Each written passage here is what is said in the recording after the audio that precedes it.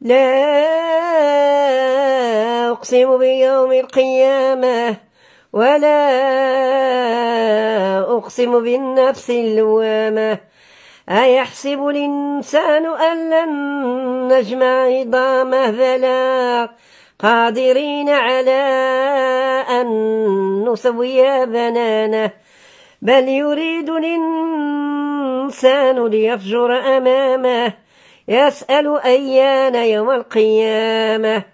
فإذا برق البصر وخسف القمر وجمع الشمس والقمر يقول الإنسان يومئذ أين المفر كلا لو وزر إلى ربك يومئذ المستقر.